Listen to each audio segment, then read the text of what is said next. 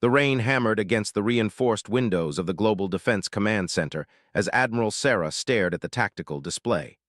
23 years had passed since humanity first made contact with the Empire, and now those same aliens were requesting immediate assistance. The irony wasn't lost on her.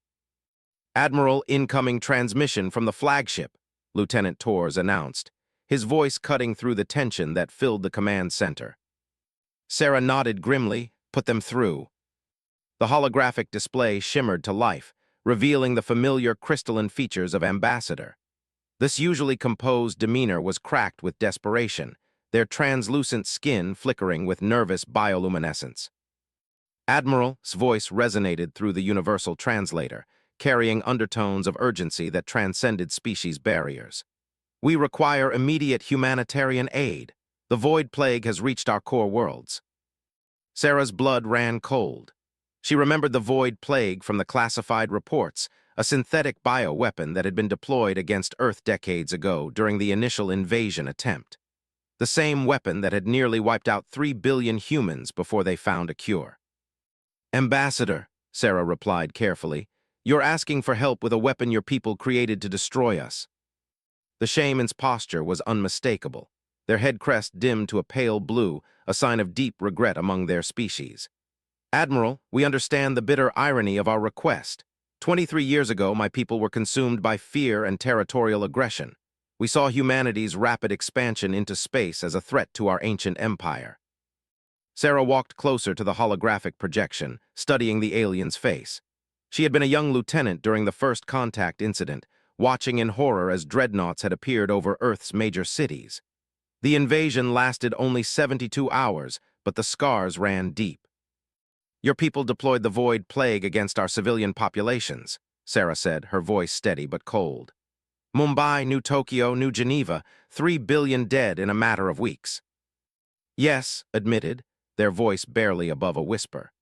"And when we realized that humanity possessed no aggressive intentions, when we discovered that your expansion was driven by scientific curiosity rather than conquest, we knew we had committed an unforgivable atrocity."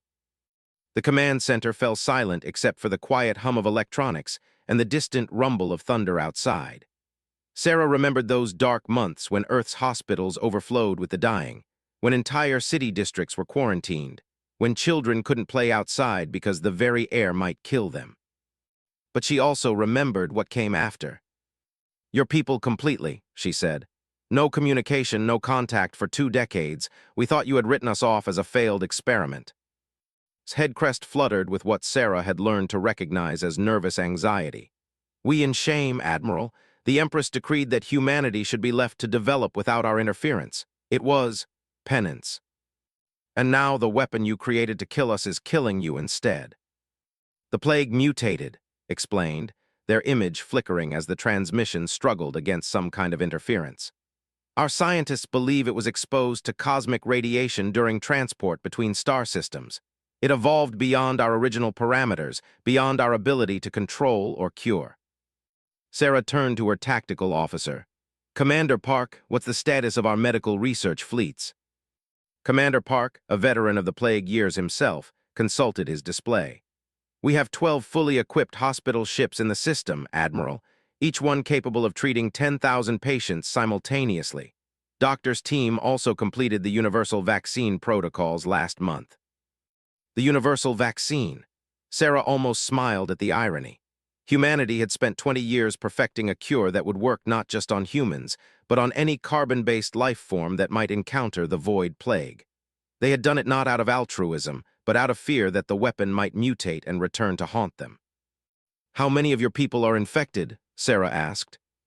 "Current projections indicate 17 billion across our core worlds," replied. "The plague spreads faster among our species than it did among humans. Our crystalline physiology provides less natural resistance." 17 billion. Sarah felt the weight of that number settle in her chest. It was more than double Earth's current population. The scale of the catastrophe was almost incomprehensible. "Admiral," continued, "I must be transparent with you. Many among my people believe we deserve this fate. They see it as cosmic justice for our crimes against humanity. But there are children among the infected, innocents who had nothing to do with the decision to attack Earth." Sarah studied the alien ambassador's face, looking for any sign of deception. She found none. Had always been one of the more honest members of the diplomatic corps, even during the tense negotiations that followed their withdrawal from Earth space. "What exactly are you asking from us, Ambassador?" "Medical aid," replied immediately. "Your people developed effective treatments for the plague. We are requesting access to those treatments and any assistance you might provide in adapting them for physiology." "You could have asked for this years ago," Sarah pointed out. "Why wait until the crisis became this severe?" Its bioluminescence dimmed further. Pride, Admiral, foolish, deadly pride. Many of our leaders believed we could solve this ourselves. They were reluctant to seek help from those we had wronged so grievously. Sarah walked back to her command chair, her mind racing through the implications. The political ramifications alone would be staggering. Earth's parliament would need to approve any large-scale humanitarian mission, and public opinion regarding the remained complicated at best. But then she thought about the children had mentioned. Alien children, yes, but children nonetheless. Innocent beings who would die from a weapon their grandparents had created in a moment of fear and aggression. "Commander Torres," she said finally, "establish a secure channel to President Martinez. I need to brief him on this situation immediately." "Yes, Admiral."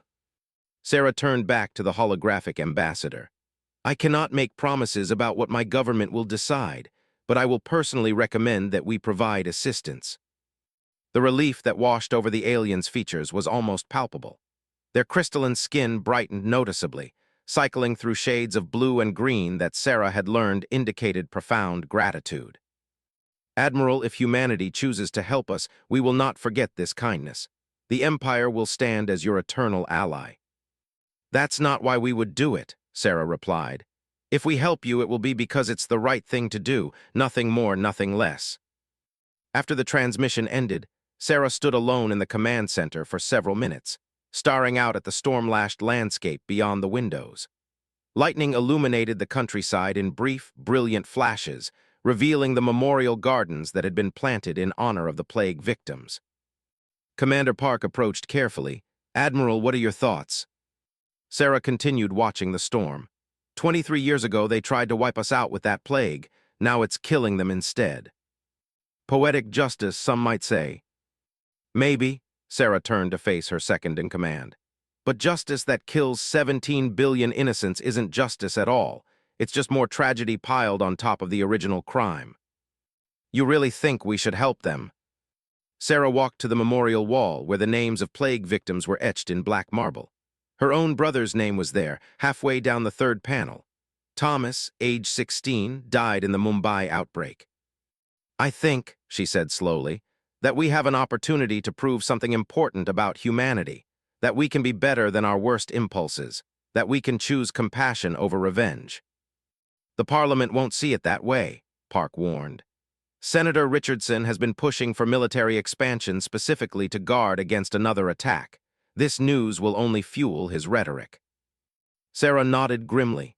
Richardson represented the Mars colonies, where anti-sentiment ran particularly high. His faction had been advocating for a preemptive strike against space for years. "Then we'll have to make sure President Martinez understands what's really at stake here," she said. "This isn't just about helping former enemies. It's about what kind of species we want to be as we move forward into the galaxy." The storm outside was beginning to pass, but Sarah knew that a much larger tempest was about to begin. Within hours, news of the request would spread throughout human space. There would be protests, heated debates, and political maneuvering. But there would also be voices calling for mercy, for compassion, for the kind of moral leadership that could transform humanity's relationship with the galaxy forever. Sarah returned to her command chair and began composing her report to the president. Every word would matter. Every argument would need to be carefully crafted. Because in the next few days, humanity would make a choice that would define them for generations to come. Outside, the first rays of sunlight began to break through the dissipating clouds, casting long shadows across the memorial gardens. Sarah took it as a good omen. Even after the darkest storms, there was always the possibility of a new dawn. Doctor pressed her palm against the bioscanner and stepped into the sterile corridors of Medical Research Station Prometheus. 3 weeks had passed since Admiral's meeting with the ambassador. and the political firestorm on Earth had been exactly as intense as predicted. But somehow, incredibly, President Martinez had managed to push the humanitarian aid resolution through Parliament by a narrow margin of 8 votes. Now came the hard part, actually saving 17 billion alien lives. Her assistant doctor, approached with a data pad clutched in his hands. His face was pale with exhaustion, dark circles under his eyes testament to the 70-hour work weeks they had all been pulling. "We have the latest biological analysis from the samples." Took the pad and scrolled through the data, her trained eye picking out the critical information. What she saw made her stomach clench with worry. "The mutation rate is accelerating," she murmured, highlighting several key statistics. "This isn't just the same plague that hit Earth. It's evolving in real time, adapting to biology faster than we anticipated." "That's not the worst part," replied grimly. "Look at transmission vector analysis on page 3. Flipped to the relevant section and felt her blood run cold. The plague was no longer just spreading through direct contact or airborne particles. It had developed the ability to transmit through crystalline resonance frequencies, the same bioelectric fields that used for long-distance communication. This means every time an infected tries to call for help, they're potentially spreading the plague to everyone within their communication network, she realized. Exactly. Doctor ran the models. At current infection and mutation rates, we have maybe 6 weeks before the plague becomes completely incurable, even with our most advanced treatments. Set down the data pad and walked to the observation deck that overlooked the main laboratory floor. Below her, hundreds of human scientists worked alongside holographic projections of researchers who were participating remotely from their quarantined worlds. It was the largest cooperative scientific effort in galactic history, and time was running out. "Doctor to the bridge, please. Doctor to the bridge." The announcement echoed through the station's corridors as made her way to the command center. Captain, the station's military commander, was waiting for her with a grim expression. "Doctor, we just received a priority transmission from the core worlds. The situation is deteriorating faster than their projections indicated." The main screen activated, showing a live feed from Zephyr Prime, the species. The crystal spires that had once gleamed like jewels across the planet's surface were now dark and lifeless.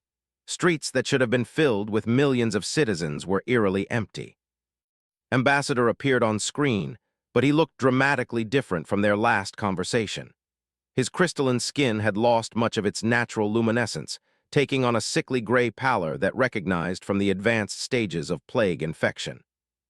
Doctor's voice was weak, filtered through what appeared to be a medical breathing apparatus. "Thank you for accepting this transmission despite the risk." "Ambassador, you look terrible," said bluntly. "How long have you been infected?" 4 days, he admitted. "I insisted on remaining at my post to coordinate with your relief efforts, but I fear my time grows short." Felt a pang of respect for the alien diplomat. Knowing he was dying, he was still working to save his people. It reminded her of the human doctors who had stayed at their posts during Earth's plague years, treating patients even when they knew they might become infected themselves. "We're making progress on adapting the universal vaccine for your physiology," reported. "But the mutation rate is complicating everything.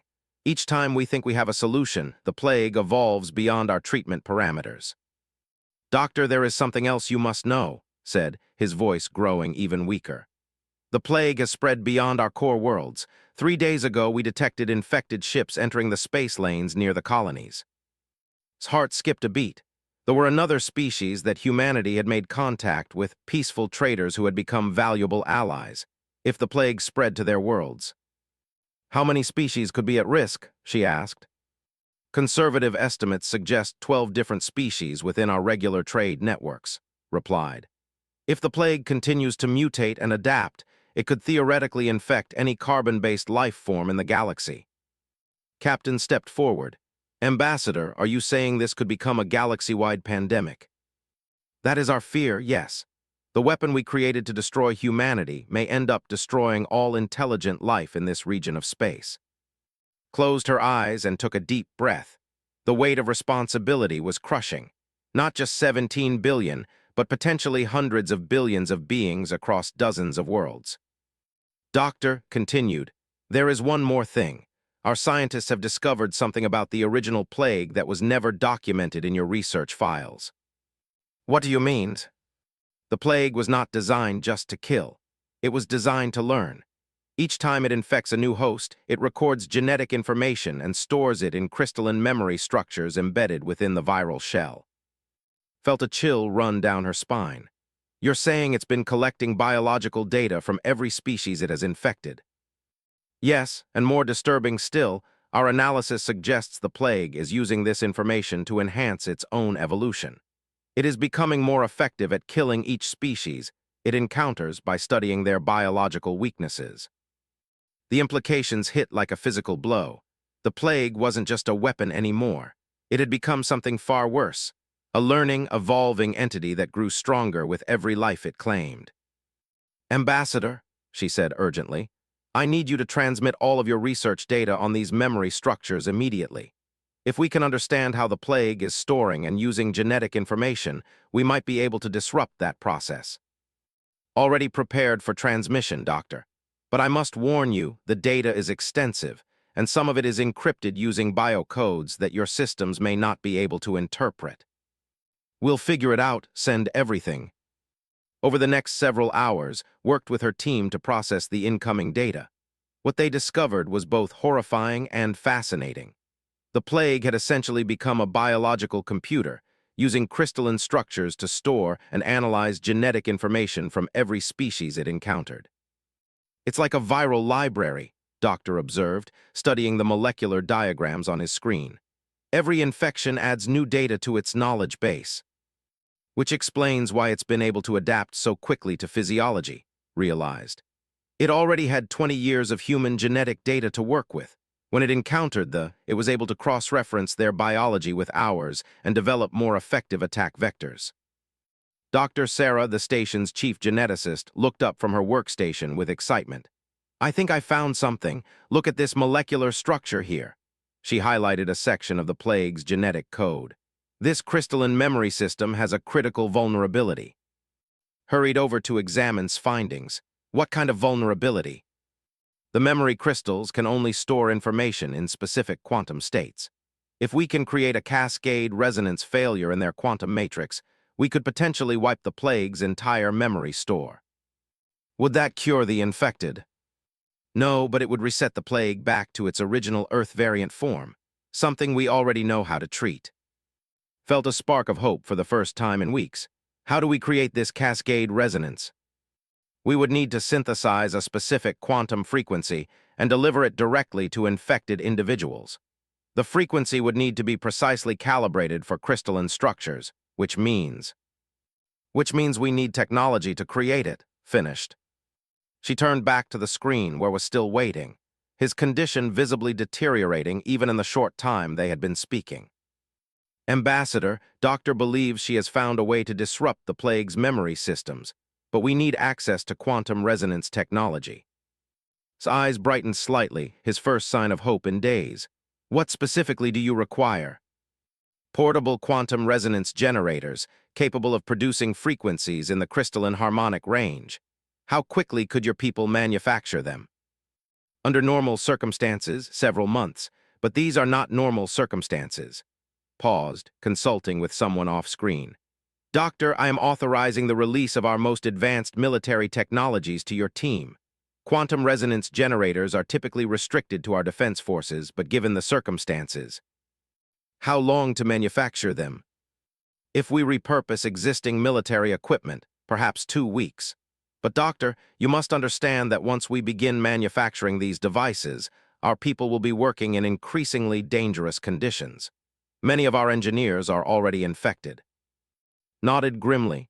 "We understand the sacrifice, Ambassador, but if this works, it could save not just your species, but potentially every intelligent species in the galaxy." "Then it is worth any risk," replied with quiet determination. Over the following days, watched as human and scientists worked together with unprecedented cooperation. Language barriers were overcome through shared scientific notation. Cultural differences were set aside in favor of common purpose. Ancient enemies became partners in the face of a threat that transcended their historical conflicts. But time was running out. Reports came in daily of new worlds being infected, new species falling victim to the evolving plague. The had lost 3 colonies. The peaceful had quarantined their entire home system. Even the technologically advanced were struggling to contain the spread. Barely slept, sustained by stimulants and sheer determination. She had lost her own parents during Earth's plague years, and she was damned if she was going to let the same weapon claim billions more lives across the galaxy. On the 13th day, as she was reviewing the latest quantum resonance calculations, Doctor burst into her lab with a data pad in his hands. "We've got a problem. The plague just mutated again." She looked at the data and felt her heart sink. The latest mutation had made the virus resistant to their quantum disruption method. "How resistant?" she asked, though she dreaded the answer. "Completely. It's like the plague learned what we were planning and adapted to prevent it." Stared at the numbers on the screen, feeling 17 billion lives slipping through her fingers. But then she noticed something else in the data, something that made her pulse quicken. "Look at this mutation pattern. The plague had to sacrifice something to gain resistance to quantum disruption. What did it lose?" Doctor studied the molecular analysis. "It looks like thermal stability. The new variant can't survive in high-temperature environments." Smiled for the first time in days. The plague had outsmarted itself. In adapting to resist their quantum weapon, it had become vulnerable to something much simpler. "Heat." Captain Lisa Santos gripped the armrests of her command chair as the medical frigate Asclepius dropped out of hyperspace above Zephyr Prime. The sight that greeted them was devastating. The crystalline planet that had once sparkled like a jewel in space was now shrouded in darkness, its surface cities barely visible through the atmospheric haze of funeral pyres and emergency shelters. "Captain," her communications officer reported, "we're receiving multiple distress signals from across the planet. Estimated infected population now exceeds 12 billion. Lisa nodded grimly. It had been 4 days since Doctor's team discovered the plague's thermal vulnerability, and 3 days since the first human medical ships had begun their desperate race against time to reach infected worlds throughout the galaxy. "Doctor, are your thermal treatment units ready for deployment?" From the medical bay came's voice, steady despite the exhaustion Lisa could hear beneath it. "All 30 units are calibrated and ready, Captain, but we need to understand the physiology better. Their crystalline biology makes precise temperature control critical. Too hot and we cook them, too cold and the treatment won't work." "Ambassador is standing by to provide guidance," Lisa replied. "His condition has stabilized since we began the preliminary thermal treatments, so he's one of our best sources of real-time feedback." The bridge doors hissed open and Doctor entered, her medical uniform rumpled from days of continuous work. Behind her came Ambassador, supported by a mobile medical unit. The diplomat looked dramatically better than he had a week ago, his crystalline skin showing the first hints of its natural luminescence returning. "Captain Santos," said, his voice still weak but noticeably stronger, "I cannot adequately express my gratitude for what humanity is doing. When your ships appeared in our skies, many of my people thought it was another invasion. Instead, you brought salvation." Lisa studied the alien diplomat. There was something different about him now, beyond just his improving health, a humility that hadn't been present in their earlier interactions. "Ambassador, we need to discuss logistics. Our ship can treat perhaps 10,000 patients before our thermal units require maintenance but your planet has billions of infected individuals." "I understand the mathematical impossibility," replied, "but Doctor's team has developed something more elegant than individual treatments." Stepped forward, activating a holographic display that showed Zephyr Prime's atmospheric composition. "We're going to treat the entire planet simultaneously." Lisa felt her eyebrows rise. "The entire planet." "Are naturally attuned to their planet's crystalline core," explained. "Their biology resonates with specific frequencies generated by the planet itself. If we can temporarily increase the planet's core temperature by just 3 degrees, every on the surface will experience the therapeutic heat level necessary to destroy the plague. And this won't kill them. Physiology is remarkably heat-tolerant," assured her. "What would be lethal to humans is merely uncomfortable for my people. Doctor's calculations show we can safely endure the temperature increase for up to 6 hours." Lisa looked at the tactical display showing their small medical fleet in orbit above the massive planet. Doctor, how exactly do we raise the temperature of an entire planetary core? Smile was tired but determined. We use the own technology against the plague. Their quantum resonance generators, the same ones we were going to use for the disruption method, can be reconfigured to create harmonic vibrations in the crystalline core. Think of it as planetary-scale hyperthermia therapy. How many ships do we need? 12 vessels positioned in precise orbital coordinates, each equipped with modified resonance generators. The treatment will take approximately 4 hours to reach full effectiveness. Lisa consulted her tactical officer. Commander Hayes, what's our current fleet status? We have 8 medical frigates in system, Captain. 3 more are en route from the colonies, estimated arrival in 6 hours. Not fast enough, said urgently. Ambassador, what's the current progression rate of the plague on your world? Consulted a communication device built into his medical support unit. Our planetary health authority estimates we are losing approximately 50,000 people per hour. Every hour we delay means 200,000 more deaths, finished grimly. Lisa made a command decision. Doctor, can we attempt the procedure with 8 ships instead of 12? It's risky. The harmonic resonance will be less stable, which means the temperature increase might fluctuate. But theoretically, yes. Then we proceed with 8 ships. Commander Hayes, signal the fleet to assume planetary resonance formation. Over the next hour, Lisa watched as human medical ships took positions around Zephyr Prime in a complex 3-dimensional formation. Each ship carried modified technology operated by joint human teams, former enemies now working together to save billions of lives.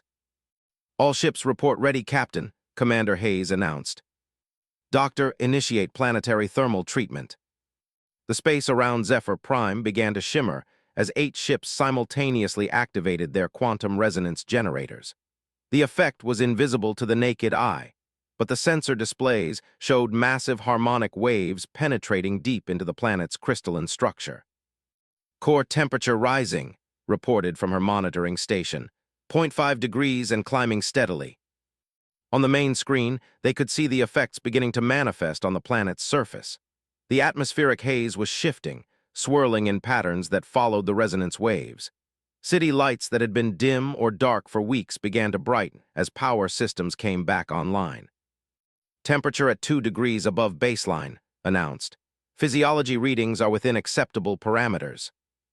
Ambassador, Lisa asked, how are your people responding? Was in communication with surface authorities, his crystalline head crest flickering with the rapid light patterns used for high-speed data exchange. Initial reports are encouraging. Emergency medical centers report that patients in critical condition are beginning to stabilize.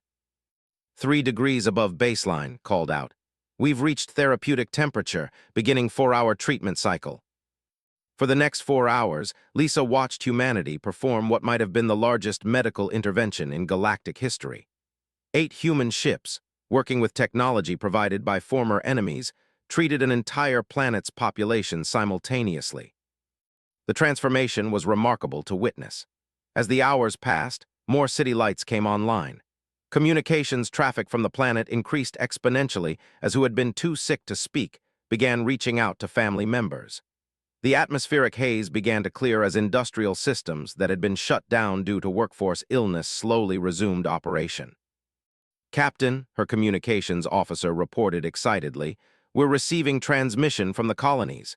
Their planetary thermal treatment was successful. Plague infection rates have dropped by 97%. And the complete success. No new infections reported in 36 hours. Lisa felt a weight lifting from her shoulders. They were winning. Against all odds, against the most sophisticated biological weapon ever created, they were actually winning. Treatment cycle complete, announced. Beginning planetary sequence. As Zephyr Prime's core temperature slowly returned to normal, Ambassador received a priority communication from his planetary government. His entire body brightened with excitement as he listened. Captain Santos, Doctor, he said, turning to them with tears visible in his crystalline eyes. I have just been informed that plague fatalities have dropped to 0 across our For the first time in months, No died from the plague in the last hour. Slumped against her monitoring station, finally allowing herself to feel the exhaustion that had been building for weeks. 17 billion people, she whispered. We actually did it. Doctor approached her with slow, careful steps. There are no words in any language to express what my people owe humanity. You have saved our entire species. We did it together, replied. Human medical knowledge, technology, and cooperation between former enemies. None of us could have succeeded alone. Captain Santos stood from her command chair and walked to the main, gazing down at the crystalline world below. Already, she could see the lights of cities growing brighter, the signs of a civilization beginning to heal. Ambassador, she said thoughtfully, 23 years ago your people came to Earth as conquerors. Today we came to your world as healers. I think that says something important about both our species. Joined her at the, what does it say, Captain? That we can change. That we can choose to be better than our worst impulses. Your people created a weapon of destruction, but when faced with its consequences, you chose to reach out for help despite your pride. Humanity could have chosen revenge, but instead we chose compassion. And now asked. Lisa smiled, watching the lights of Zephyr Prime grow stronger with each passing moment. Now we prove that former enemies can become true allies. The galaxy is a dangerous place, Ambassador. There will be other threats, other challenges that no single species can face alone. You propose an alliance. I propose something better, a galactic medical coalition. Human knowledge, technology, logistics, manufacturing capabilities. Every species contributing their strengths to protect all life in the galaxy. His head crest flared with brilliant blue light, a sign of profound approval. The Empire would be honored to join such an alliance. Doctor, Lisa called. How many other species did we treat during this crisis? Consulted her data pad. 11 species across 47 worlds. Total population saved, approximately 230 billion beings. 230 billion lives, Lisa repeated, letting the number sink in. And every single one of them now knows that when faced with extinction, former enemies chose to help rather than abandon them to their fate. 6 months later, Ambassador stood before the newly constructed Galactic Medical Alliance headquarters, located on a neutral world in the border region between human and space. Representatives from 23 species had gathered to sign the founding charter of the most comprehensive medical cooperation agreement in galactic history. Admiral Sarah, now promoted to Director of Medical Operations, stood beside him as they watched the signing ceremony. Admiral said, "When my people first encountered humanity, we feared you because you were different from us. Now I understand that those differences were not weaknesses to be eliminated, but strengths to be celebrated." Sarah nodded, thinking back to that stormy night months ago when she had first received the request for aid. Ambassador, your people taught us something important too. They taught us that redemption is possible even after the darkest mistakes. And what have we built together? Sarah gestured toward the ceremony, where species that had never met before were now committing to mutual medical assistance and cooperation. We've built something that will outlast both our lifetimes, a guarantee that no species will ever face extinction by disease alone again. The plague that had been designed to destroy had ultimately become the catalyst for the greatest cooperative alliance in galactic history. Where the weapon had sought to divide and kill, the cure had united and healed. And in the medical archives of the Galactic Alliance, a simple notation was made in the historical record. Humanity chose mercy over vengeance, and the galaxy was forever changed. Years later, when new species encountered the Alliance for the first time, they would often ask how such unprecedented cooperation had been achieved between such diverse civilizations. The answer was always the same. We learned that our greatest strength lies not in our ability to destroy our enemies, but in our willingness to save them. And across the galaxy, on worlds where billions of beings lived and thrived instead of lying in mass graves, the lesson was never forgotten. When faced with the choice between revenge and redemption, between hatred and healing, between fear and hope, the civilized species of the galaxy had chosen compassion. It was, many historians would later write, humanity's greatest gift to the stars.